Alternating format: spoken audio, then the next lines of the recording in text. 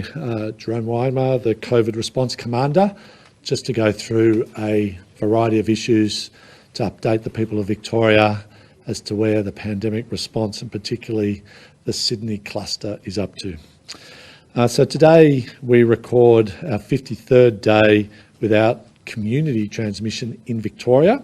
However, one positive case from a returned Victorian traveller was acquired within the Northern Beaches outbreak in Sydney.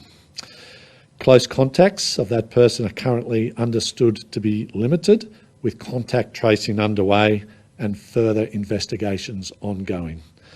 The positive case is a young person from the Moonee Valley local government area who had visited several of the high-risk exposure sites in Sydney. The young person travelled home from Sydney with their parent. They have isolated when they returned to Victoria, and as a result of the awareness of the situation in Sydney, the young person has sought testing. Anyone who has returned from the Northern Beaches area, Greater Sydney or the Central Coast needs to get tested and quarantined for 14 days.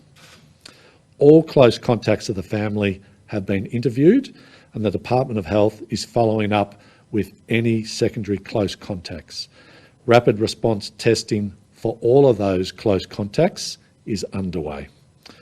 All close contacts will be compulsorily quarantining for 14 days and will retest on day 11. Given the family was isolating at home, at this point there are no known exposure sites in Victoria.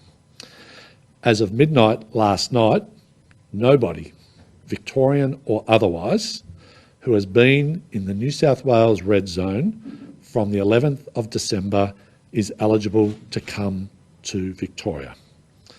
Unless you are a Victorian who has completed their 14 days of mandated hotel quarantining after having returned internationally through the New South Wales quarantine system. And you can provide evidence of this and that you have travelled directly from the quarantine hotel to the airport. Anybody who arrives or is found from a red zone in Victoria will be immediately taken into the hotel quarantine system for the duration of their quarantine period. As of last night, 17 people, including a family of 5, have been transferred to Victoria's hotel quarantining program from New South Wales. That is 17 people who will be spending their Christmas and their New Year not as how they planned, but in hotel quarantining circumstances. So my message to anyone trying to enter Victoria from New South Wales is don't. You won't get in, and if you do, you'll be spending your time in Christmas and New Year in hotel quarantining. Of the 4,000 people who have already returned from the amber zone and have been tested, the good news is that none of those have returned a positive test. I might now ask the COVID response commander to go through a lot of the detail and operational matters resulting from the border protection measures that we have undertaken. And then we're happy to take questions. Thank you, Minister. Good morning. Yesterday in Victoria, we undertook 15,521 tests.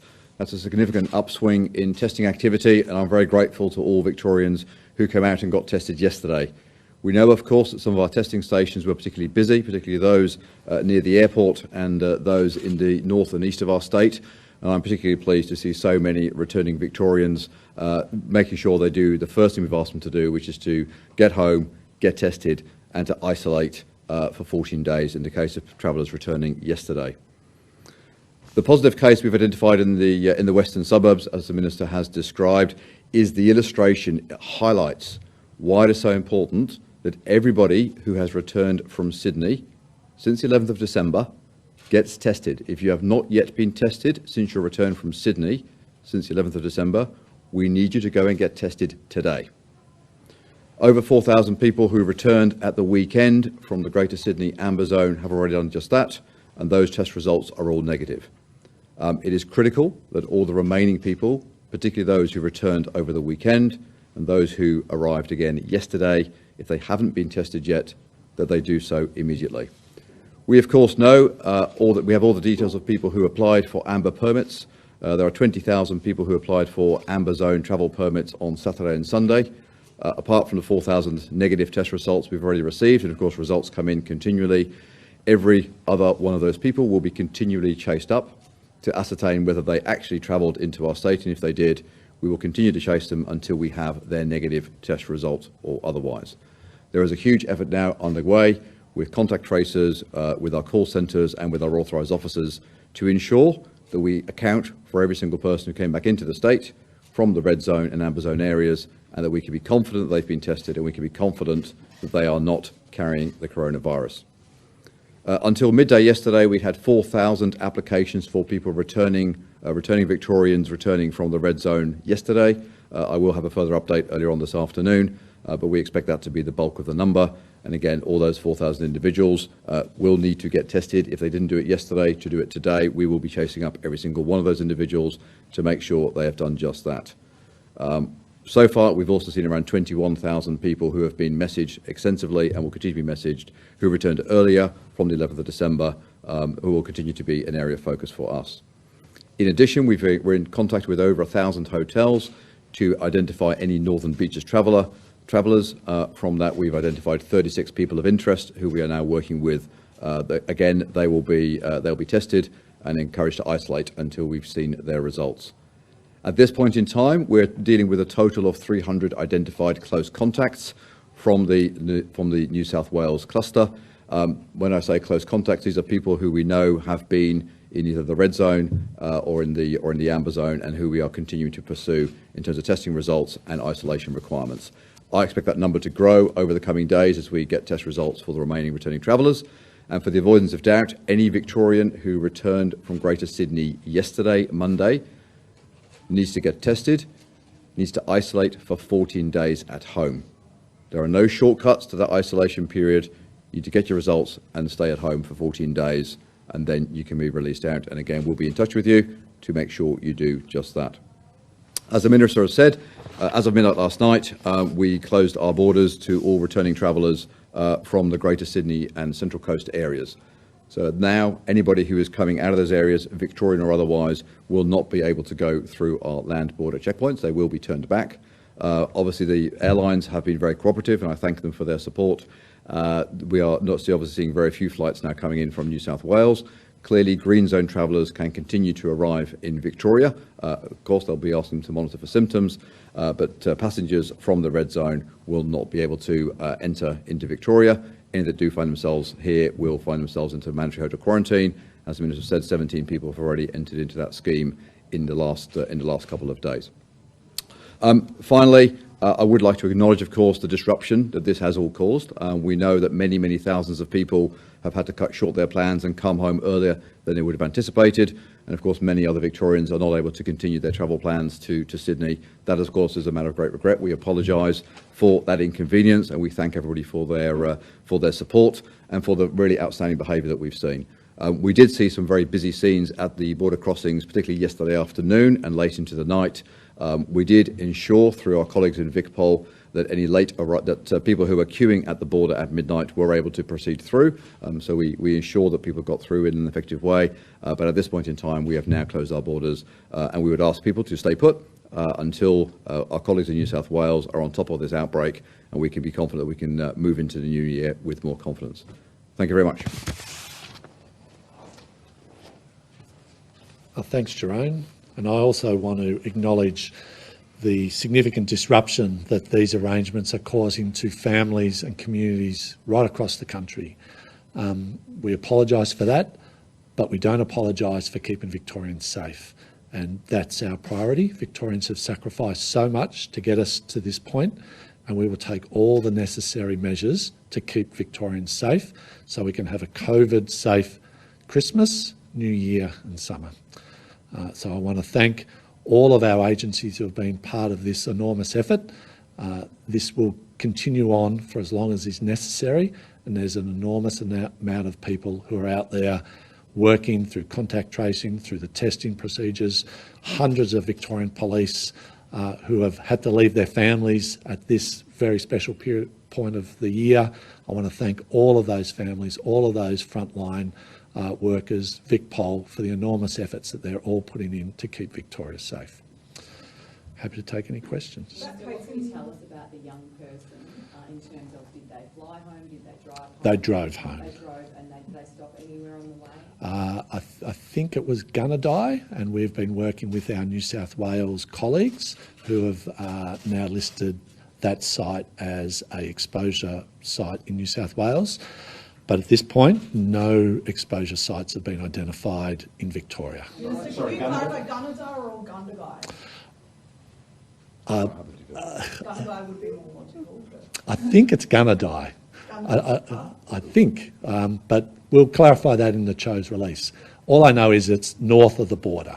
It's not in Victoria. So no stops that we know of in Victoria, and we're working through all of those details. And what were they doing in New South Wales? My understanding is that the young person had family connections to the Northern Beaches area and had been exposed to multiple high-risk exposure sites, the Avalon RSL, the Avalon Bowling Club, the fish and chip shop that was listed, quite a range. So, and then having returned to Victoria with her carer, her parent, the family was alerted through the material that, thanks to you and others, were out in the public domain and acted on it. So as the Commander has pointed out, we take this opportunity to reiterate, anyone who is in Victoria, who has been in the high-risk zones,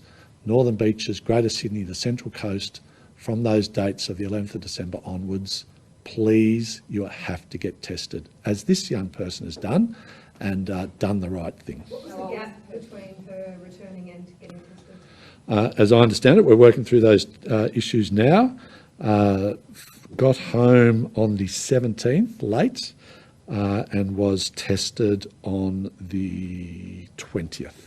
Did you go anywhere in those 3 days? Well, that's all the material that we're working through, 2 days, so 18th and 19th. Is she at home or in hotel? She's at home, in home isolation, quarantining, with all the supports and security measures, with regular checks and welfare supports in place. So when you're saying that you're working through whether she's gone anywhere in those 2 days, wouldn't it be a clear-cut answer as to whether she's left the house or not? Absolutely, and we're working through all of those materials, and we're verifying all of those materials. So you don't, so has she said she's left home? Has her family said she's left home? Well, all of these issues have been worked through by the contact tracers. There's been initial interviews, both, she's a young child, so working both through those with her and her parent, and every indication is at this stage that there was no exposure to any other site. We're just being abundantly cautious and verifying all of that. Sorry, how old? She's a young child of 15. So has the family been tested? Yes, yes. So the parent has been tested and an initial result is negative. And when you say security at the home, are they under guard? Oh no, they're not under guard. We're just regularly making sure that they're at home, obviously, and that their welfare is being looked after. So can we expect, once you've settled the contact tracing process, the interview, that you'll release a list of exposure sites where this person has been? I stress, at this stage, following a number of interviews, there are no known exposure sites. We're just verifying all of that through various data material that's now available to us through our increased digital capacity in this space, just to verify that. What does that mean, the increase? Phone data. So you're checking the family's phones, are you? Well, those conversations and data processes are underway, so we're just checking all of those points of Is that in terms clarity. to make sure they have been where they say they've been and nowhere else? correct, yes. So that's quite a step up, isn't it, from what used to happen? Yes, it is. Not to And is make that the point, standard but process now? Depends on the circumstances, but given the importance of this case and now 53 days of community free Victorian transmission, we are putting every available resource and effort into keeping those 53 days going. So a 15-year-old girl, I won't belabor the point, but didn't leave the house for 2 days to go to a mate's place, go to the shops, go to the mall. That's the advice, and we're just verifying all of that with the family. Is that because is she quite unwell? No, the suggestion is that there are no known cases, no known symptoms. We're just working through all of those issues. How worried should Victorians be about this case? Look, we should be both concerned about the Sydney cluster, but we need to work hard to protect our hard-won status. We should take this as a really significant lesson that this is not over, that 53 days is not a vaccine. The vaccine doesn't start rolling out until March. It will take a very long time to get to all Australians. We need to work hard every day between now and when every Australian is vaccinated to keep us all safe. This points how just highly infectious this thing is and how easy it is to transmit around the country. That is why the borders are closed. That is why we are putting every effort through our arrangements of contact tracing, of a hard border, of a tough message at airports to keep Victorians safe. And as Jerome has indicated, anyone who has been in those areas has to get tested, has to isolate until those results are in. And if you've come in more recent times, you have to stay in hotel quarantining for 14 days. Yes, you mentioned that they've stopped in Gundagai, and that's some 5 hours away. I'm assuming they've stopped elsewhere for fuel on the way. Are there any other locations within Victoria? No, every indication is that there were no exposure sites at all south of the Murray. That's why we're just going through a process of verifying that. There's going to be people quite concerned, rightly so. You said Western Suburbs, Moonee Valley area. Can you give us a suburb so that people in that suburb know? Look, we've followed the national protocols. We identify the local government area, and it's the Moonee Valley local government area. You mentioned the 17 people who were transferred to hotel quarantine, not spending Christmas the way they expected to. What specifically did those people do? They entered Victoria. I'll get Jerome to specifically respond to it, but they entered Victoria from the hot zones when they shouldn't have, without the appropriate exemptions or supports, and as a result, they have been compulsorily quarantined for 14 days in a hotel. Are they Victorians returning home, or are they New South Wales? I might get Jerome to address those issues. They're more operational ones. Do you want to do that now, or do you want to keep going? When do you think you will have the list of places if this 15-year-old has gone anywhere? So the current position is there are no known exposure sites in Victoria. As those details, should that change, we will of course, as soon as is practically possible, put those materials out and we'll alert you all, because we need to make sure that if there are any exposure sites, we jump on them instantaneously. So far, we've got no reason to not believe the family, and they are solid citizens, they're doing the right thing, but we just want to make sure that it's verified, as you would expect us to. There's been a 2-day delay on the test results of today. I beg pardon? The test result was on the 20th, you said. Oh, no, the test result was Sunday. The test was Sunday and the result came out yesterday. So when did interviews start? How long have you been interviewing? I'll have to get Jerome to answer those, but as soon as the positive tests came in, as soon as the process got underway. Have the test results for her family members come up? Yes, from the mother has come in and has shown to be negative, and all the other, as a result of the close contacts elsewhere, those tests are also underway. Just to clarify, was it only her mother she was travelling with? That's the advice we have, yes. So has it been the case up until now that cases acquired interstate but detected in Victoria have all counted in the Victorian figures without this sort of spin separation of figures? A new category? So that's the advice of the Chief Health Officer as to how to categorise these arrangements.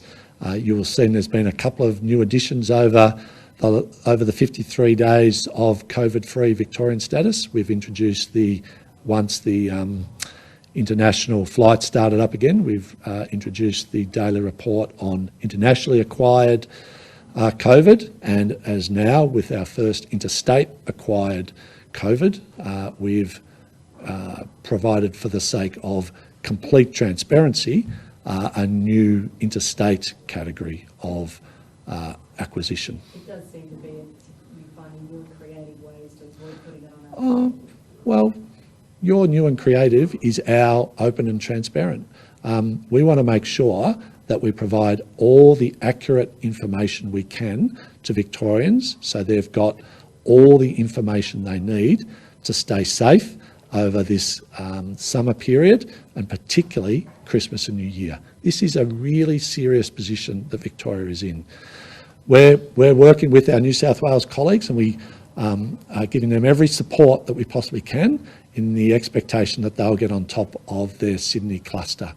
But there are many, many exposure sites in Sydney that have seen many, many people come to Melbourne from those exposure sites beyond the northern beaches. So this is not over by a long shot. This will go for some time, and as we know how this thing incubates and the period of time it takes, this might well extend beyond the northern beaches. We are hopeful, and we're working with our interstate colleagues to make sure that anything we can do, that they get on top of this, and the indications in the northern beaches are hopefully positive. With that in mind, would you be looking at mandatory testing for all arrivals from New South Wales outside the hot zone and the red zone, including the green zone? Well, at the moment, there is no risk assessment from the green zone. If you're from the red zone, you can't come in. So the issue of testing from here on in doesn't apply. Our call today is for anyone who is yet to be tested from New South Wales, who's been here since from the hot zones, the northern beaches, Greater Sydney, the Central Coast. If you haven't been tested, come forward and be tested and isolate until you get your results. Do you have an idea of how many people haven't been tested that you'd like to see testing? I might ask Jerome to update on that. And if any of these questions in terms of specifics, we don't have the details immediately at hand, we'll make sure that we either get those back to you or address those in the Chief Health Officer's release later today. You mentioned this 15-year-old had visited a number of very well-known exposure sites. How many other people are there in Victoria that you're aware of who have visited known exposure sites? Well, this goes to the issue of the number of people that we know through our permit system who have returned to Sydney once the risk assessments from our colleagues in Sydney increased. And it also goes to the issue of sharing the data that New South Wales Health have. So all of those issues are being worked through as we speak.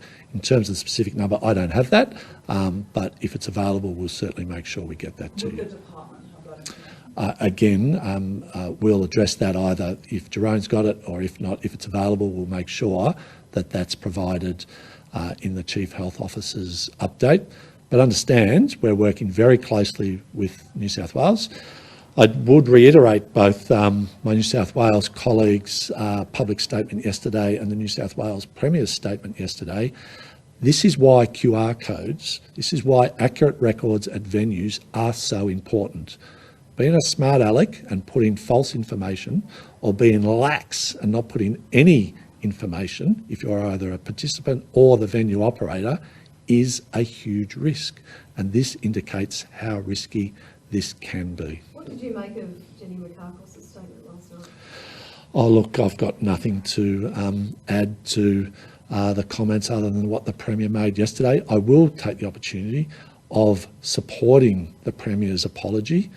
All Victorians have been deeply touched by the tragedy of the second wave. We recognise the hurt and the pain and the incredible suffering that that has inflicted on many families. I, like many Victorians, knew people who had died in private residential aged care, and it's deeply traumatic. It's an awful position for families to be in as they confront Christmas, without a loved one. Our focus now has to be to never forget those really hard lessons of 2020, and my focus is on rebuilding a high-performance, high-achieving health department that pays the least we can do, the homage to those families and that suffering, that will never bring back that person who won't be at Christmas table this year, but builds on that really tough lesson that Victorians will forever carry. Is the Premier a master in political deflection? I beg your pardon? Is the Premier a master in political deflection? No. The Premier is leading a state that is going through a huge trauma of a global pandemic.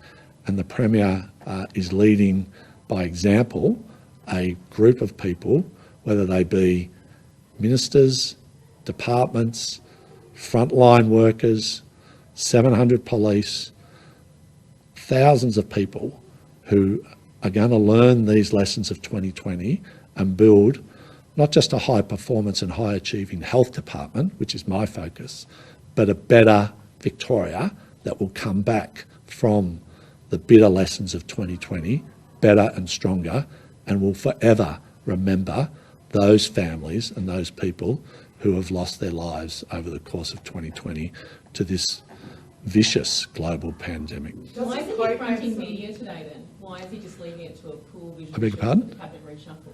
I beg your pardon? Why is he not fronting media today then? Oh, well, he's swearing in a new minister. The business of government goes on. It's really important that we get this information out to Victorians, and that's what I'm doing. The one thing you can't accuse the Premier of is not being accountable through the media to the people of Victoria. 120 continuous days of fronting up to the media.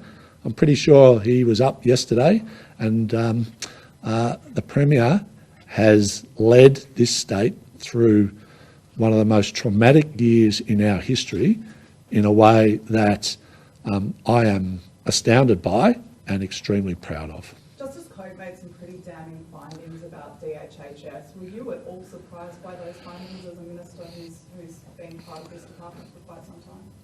Look, I think Justice Coates' findings, and particularly her recommendation going to how the Public Service Commissioner needs to address a whole range of issues around structures, accountabilities and performance, have been recognised by the department, by the government.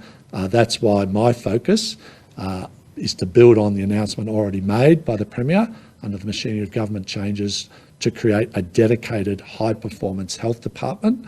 That's my focus, and we will act on Judge Coates' recommendations. What do you make of the idea that in separating the departments out, there needs to be someone outside taking a look at how to make it better because it's so broken? When we say the department's broken, it's made up of outstanding people who have led every day through our contact tracing system, our people on the ground. As Judge Coate has found, it's not those people who are out there today doing the hard yards to keep Victorians safe. It was the governance structures and the accountability mechanisms that let them down. And, you know, like the Premier apologised, I too apologised. Whilst I wasn't the Minister for Health, I was a minister in this department in the mental health portfolio. And those structures as equally my accountability as they were others. And we will implement those recommendations and make sure that we deliver a high performance, high achieving Department of Health. We will engage with a whole range of stakeholders to test what that new department will look like. I've been in contact regularly, including this morning, with the AMA, with the nurses, with the various College of Practitioners, with the health networks, with a whole range of people, representatives of the people of Victoria, who have a significant investment in making sure that their health department is accountable and is a high achieving, high performing one. And that is the journey that awaits us. Starting from the 1st of February, that new dedicated health department begins that journey. And I welcome anyone who wants to make a constructive contribution to that journey to get on board. The AMA doesn't seem to have much confidence that that this department is capable of being fixed to the extent that it needs to. What do you say to them? Well, that's Rachel, that's your interpretation of what the AMA say. I'm in regular conversations with the AMA, including this morning. The AMA rightly point to a lot of the same issues that Justice Coates pointed to. But the AMA, representing the medical profession, have a huge investment in making sure that the Department of Health is a high-performing, high-achieving organisation. And I look forward to working with the AMA and anyone else who comes in good faith to make sure that we achieve that goal. And I do note that the President of the AMA has had quite a few good things to say directly to myself and to the new leadership of the Health Department as to how we can cooperatively achieve that.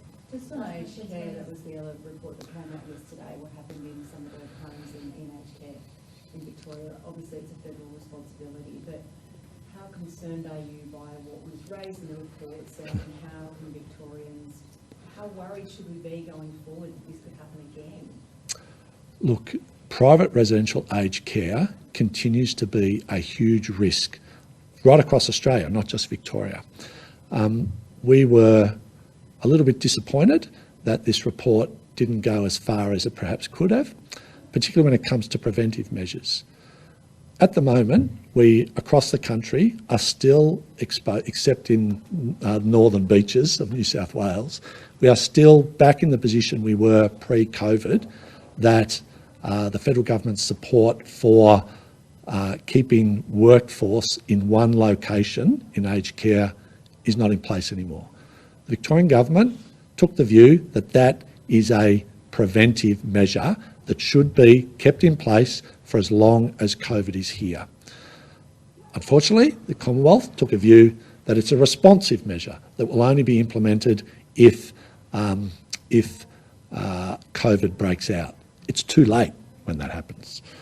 So I take this as an opportunity to ask the Commonwealth to reconsider its approach to that issue. We've raised that with Minister Colbeck, we've raised that with Minister Hunt. And I'll take this opportunity, not just on behalf of Victorian private residential aged care, but nationally, that for so long as this is with us, which is some time, we need to keep in place measures that minimise the movement of workforce across private residential aged care. We still have that position in state residential aged care, and we will keep that in place. The other measure is that we look forward to the same system that we have in place in Victoria in state residential aged care of ratios of fixed nursing staff to residents. That needs to be addressed, and we hope that the soon-to-be finalised Royal Commission into residential aged care addresses that issue, because that is also one of the critical pillars. There's a whole range of other things. Victorian government has had to step in when it comes to infection prevention and control measures. I have tasked all of my health networks to work closely with those private residential aged care facilities to make sure that they are trained, to make sure that they have the support for PPE, to make sure that they have in place the infection prevention and control measures. It's not technically my responsibility, but those people in those homes are Victorians. Their family members are Victorians. When no one else is doing it, then we have to step in and fill that gap. And I want to take this opportunity to obviously thank the authors of that report yesterday. It wasn't our report, but frankly, it didn't go far enough. Just back to the COVID case, there's been commentary out of Sydney that other states have overreacted in the restrictions they've brought in, and something about premiers not displaying enough empathy for the plight of people in Sydney or some such. Is this case the vindication of the measures you've put in place the past 3 or 4 days? Oh, look, I'm in close, regular, multiple times a day contact with our friends in New South Wales and other states. We've got a really good cooperative relationship and a practical information sharing, risk sharing relationship with New South Wales and every other state. and I've got no intention of putting that at risk. But it is pretty clear that what the first known seeding of a case from the North Shore, from the Northern Beaches into Melbourne, vindicates the risk. It's also a message to all of us that this is not over. Eternal vigilance is the price of staying COVID-free. And I want to use this opportunity to say to not just all those people who have come from the hotspots of New South Wales, repeat again, all of Greater Sydney and the Central Coast, but to anyone who is feeling even the slightest symptoms, go and get tested today, isolate, you will get your result within 24 hours, and you will be doing the most important possible thing you can do to keep Christmas and New Year COVID safe. Not a normal Christmas, but a COVID safe Christmas. It is in all of our hands. This is a task for all Australians and all Victorians, and I will work with anyone who signs up to that task. My colleague in New South Wales shares that view. My colleagues right around the country share that view. Conversations I've had this morning with Minister Hunt share that view. Every Australian and every Victorian has a responsibility, a shared responsibility, to do the right thing and get us through a COVID safe and COVID secure Christmas, New Year and summer. And when the time comes for that vaccine rollout, that will also be a huge effort that we all need to be a part of. Can we ask Jerome some questions? Just to Yeah, we did indeed. We said we would, so then we'll wind up. Lots to do. Sure. Jerome, a couple of issues. Do we have any exact, the girl's movements, and has she gone home, and who she's living with, and who are her close contacts? How worried should we be about further exposure? Yeah, look, I think this particular case of the girl in the Moonee Ponds LGA is an example of why we've taken the measures we've taken over the last 4 days, and why we've stepped them up in the way that we have over the last 4 days.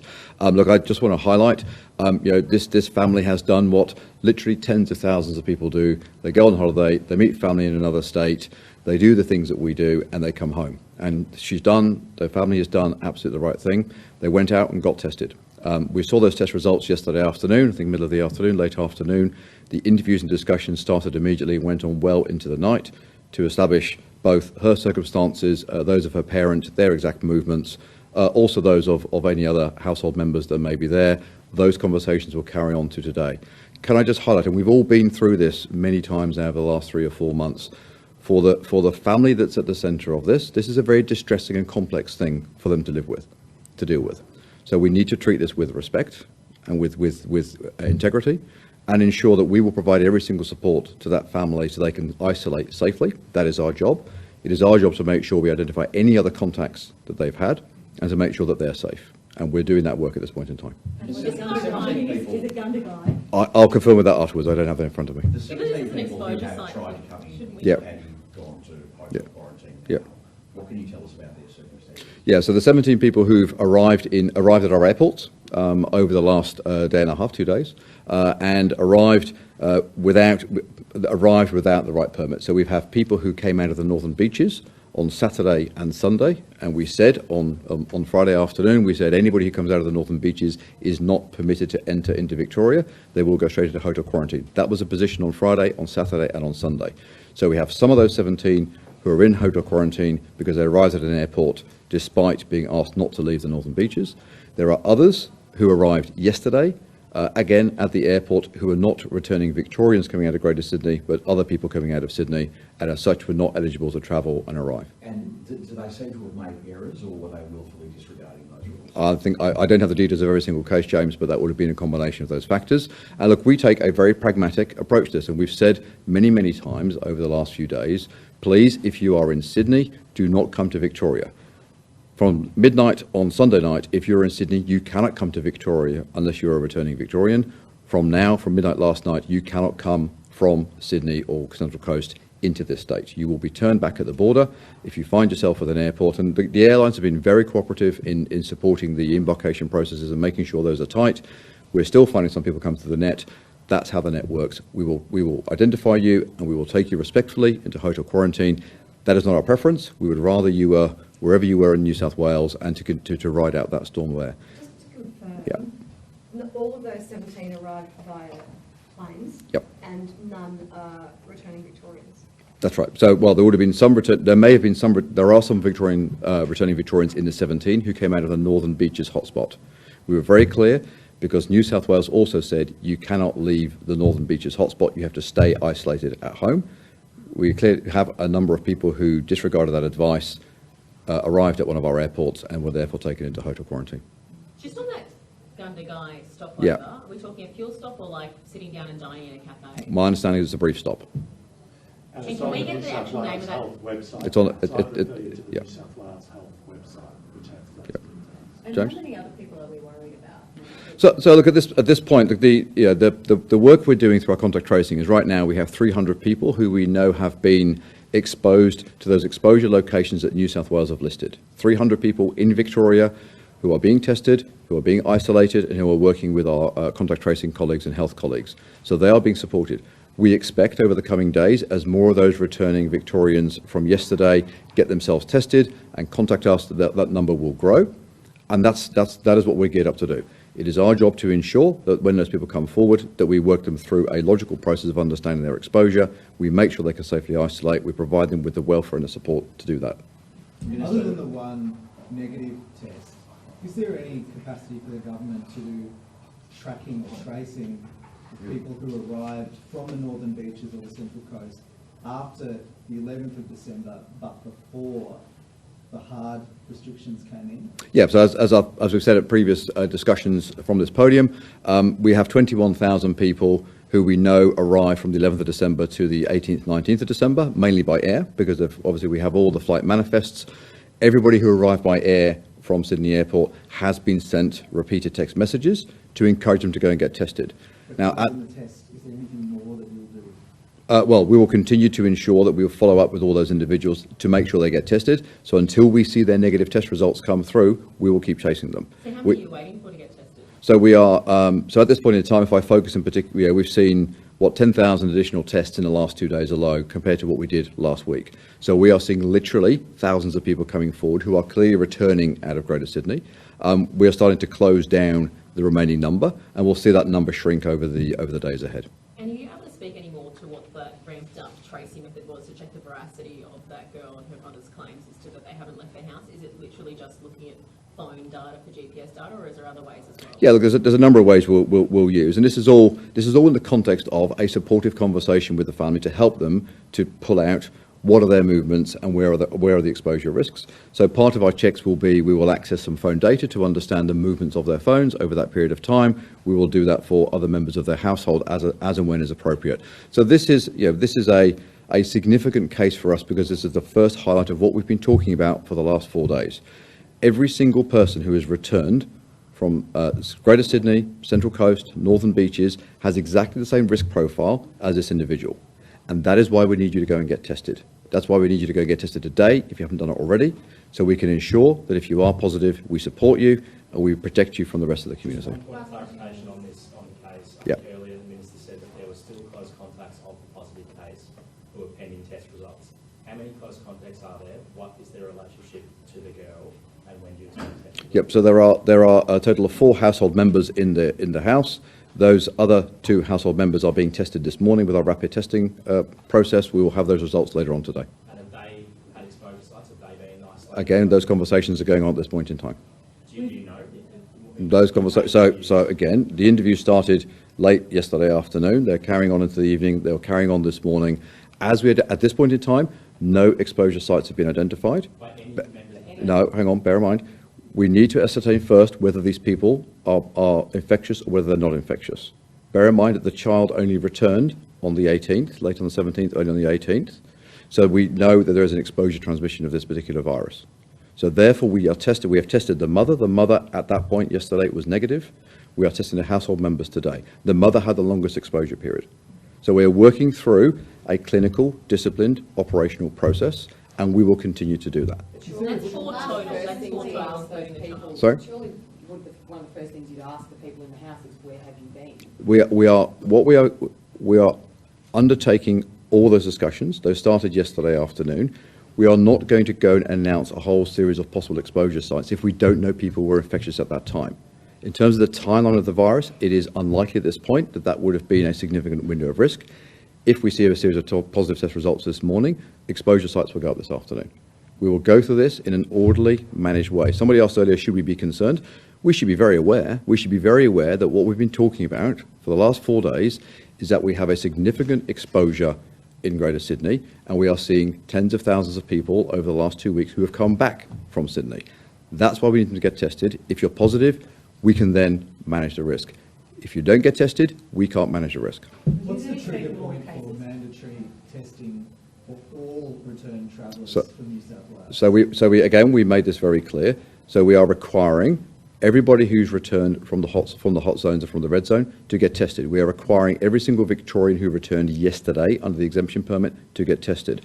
We are requiring everybody who returned under the amber zone permit on Saturday and Sunday to get tested. So what's your trigger to make mandatory testing for all returned travellers? Well, what will it take in the cluster for you to... Well, there are now no more returning travellers from the cluster. So people who are now coming out of that red zone cannot enter Victoria. So as the Minister has said, at this point in time, based on all the information we've seen from New South Wales Health, the exposure sites are very much focused on the northern beaches. So the developments that we've seen to date indicate that northern beaches is where all these exposures are connected, where all these cases are connected. That is an encouraging sign. We have seen exposure sites in Greater Sydney. That's why we've made Greater Sydney a red zone. If we see that there is significant seeding out beyond Greater Sydney, which we have not seen at this point, then we will review whether we need to address the green zone. At this point in time, there is no reason for us to be concerned about the green zone. And for the avoidance of doubt, all of our declarations about people coming in on a green zone permit are based on, have you been to Greater Sydney? It's not whether you live in Greater Sydney, have you been to Greater Sydney during that infectious period? Can I just clarify, sorry, obviously if you fly in, you get sent to mandatory quarantine if you're a returned Victorian traveller. If you're coming via road, is it that you're automatically turned back, Yep. or you'll likely be sent into a hotel and say... You'll be turned back. We are not running a hotel quarantine service for tens of thousands of people. So if you did not come back as a returning Victorian last night, you cannot respectfully come back until this crisis is over. Is there any chance, sorry, can I have one more? I've been asked to ask it, I'm sorry. I just got a text.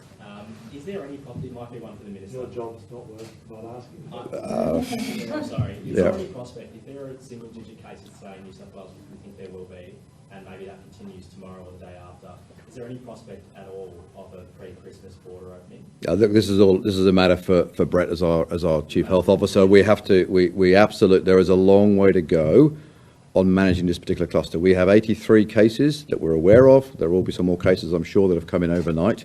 We need to understand the progression of this virus. We know it doesn't just get killed in one go. We absolutely do not want to disrupt people any more than we already have. But as the case we're talking about now, the Moonee Ponds case shows, we're not doing this lightly. We're doing this for a very good reason. This is a real risk to the Victorian community. That's why we need everybody to come back to do what we've asked them to do, get tested, and we'll take care of it. I have one question I've been asked, sorry for you, Minister, just from a colleague.